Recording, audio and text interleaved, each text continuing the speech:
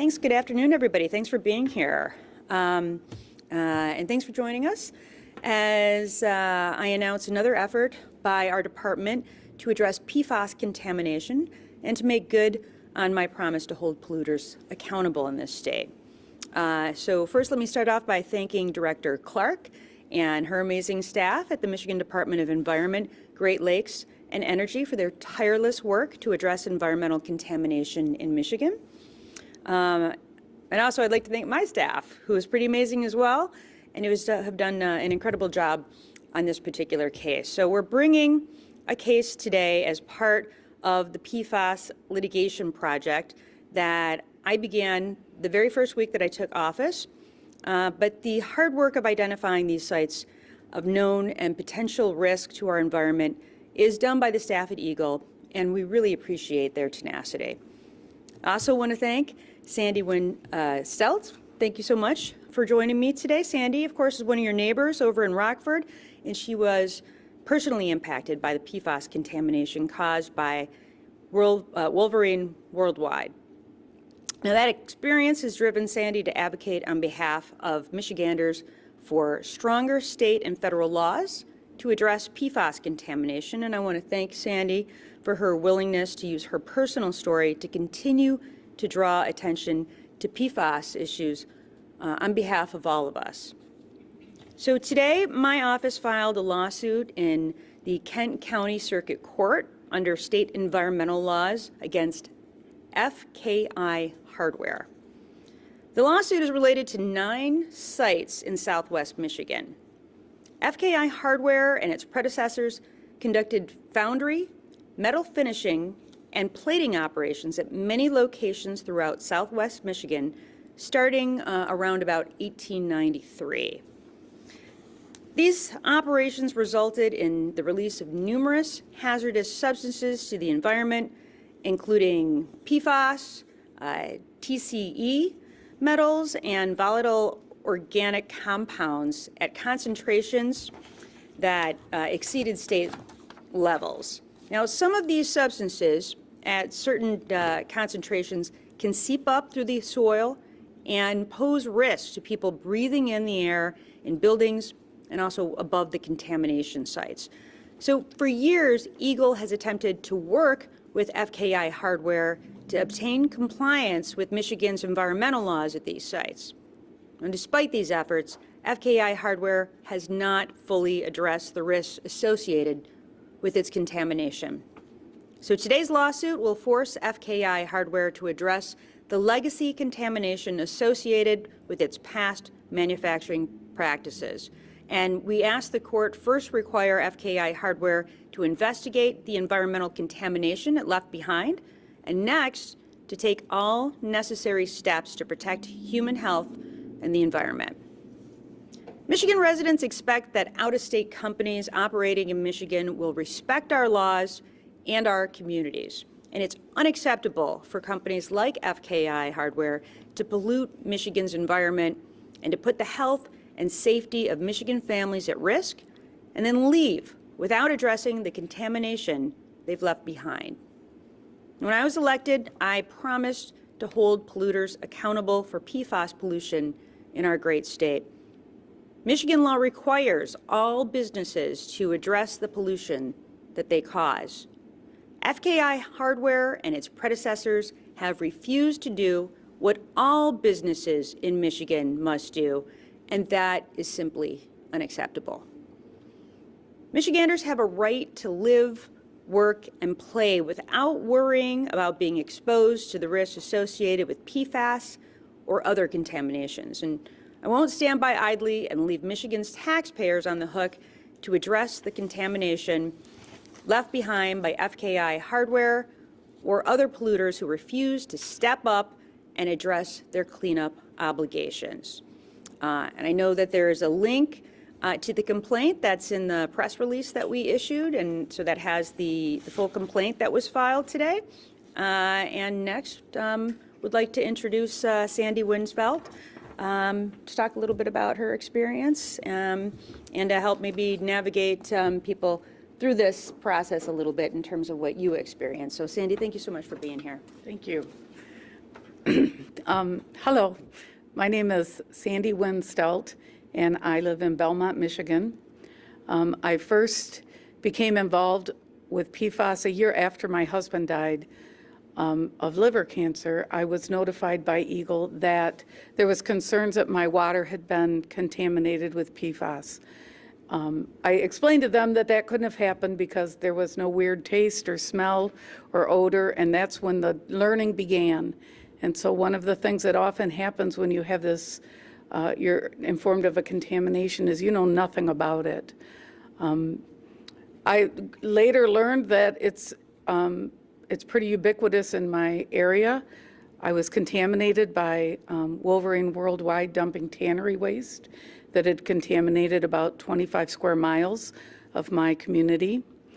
It was then that I started meeting neighbors and finding people that had various cancers, miscarriages, a 3-year-old that had thyroid problems, a 10-year-old with bone cancer, just all these health issues.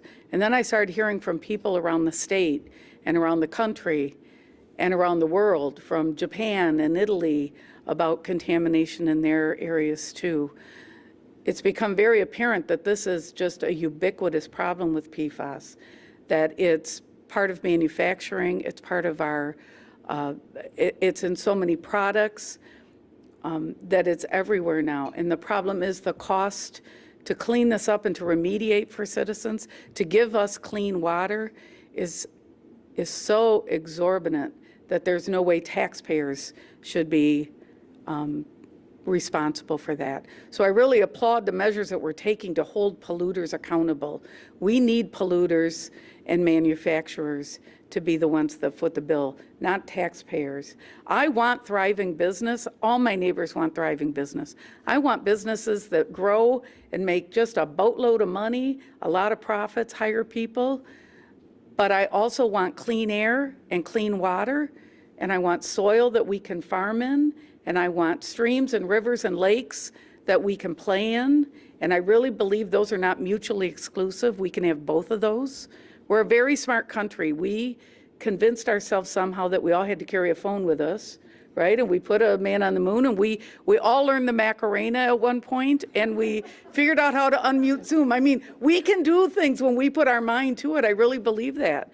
So, but we can't do it if people pollute us and then just bail out and leave taxpayers to clean up the mess. That is a nonpartisan issue. We all believe if you make a mess, you have to clean it up. And so I'm grateful that we're taking the stand to do that. I think communities that are impacted by this, it's normal to feel really scared, and I would really encourage people to become involved, because the more citizens speak up and learn about this and talk to different government officials, the more informed they're going to be, and the more they can help with the response plan. I really believe that.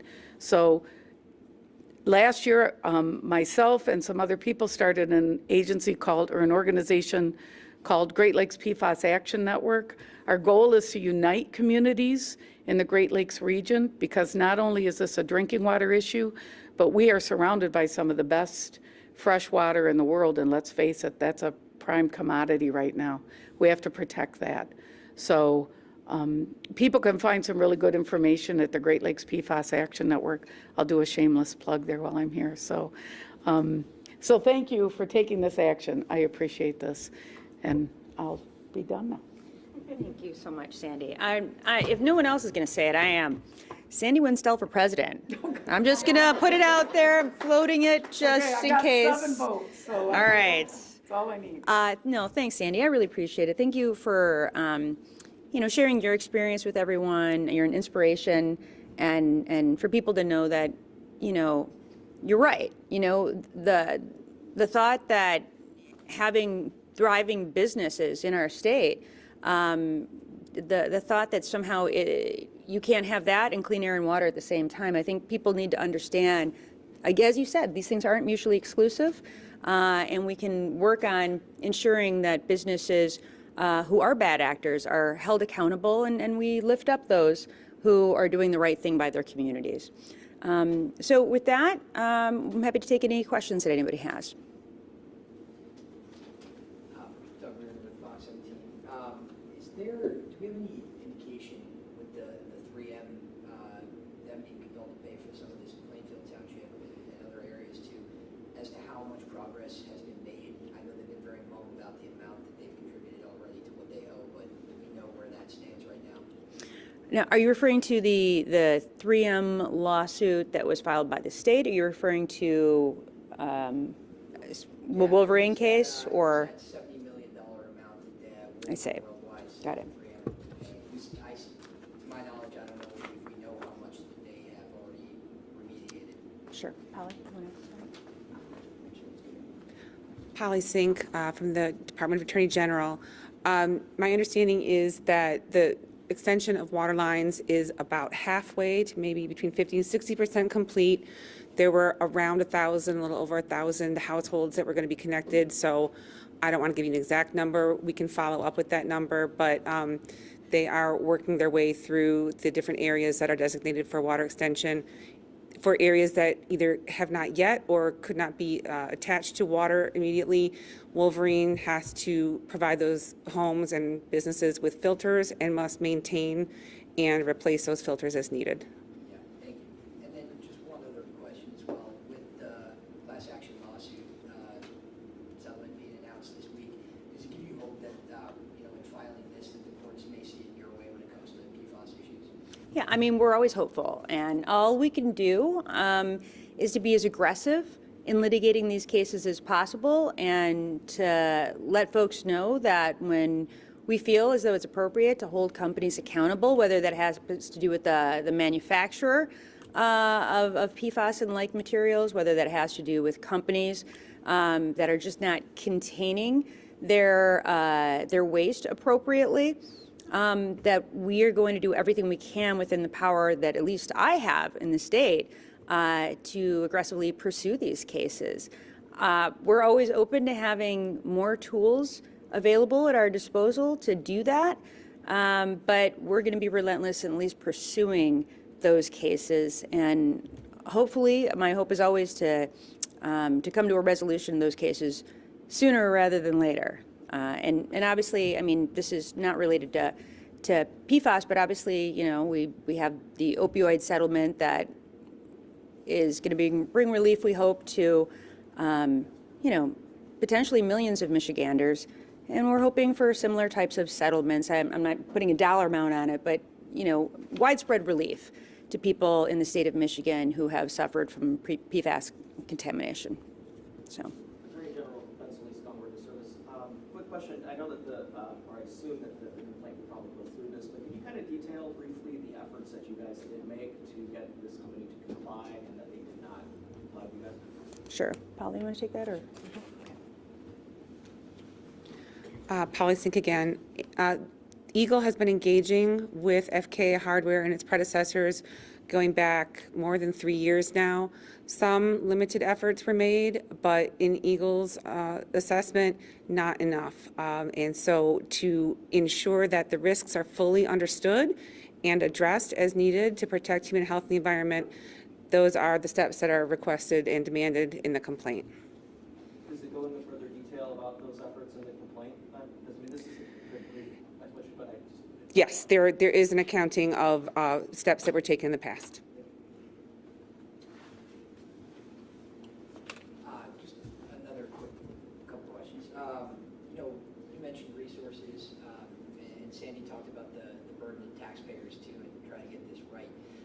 Will there be any efforts on your end, or on your end, maybe Sandy, to get these sites declared as super funds, as we saw with the tannery sites? I know that opens up a lot of resources. You guys are working towards that. All right, do you want to address the supervisor question?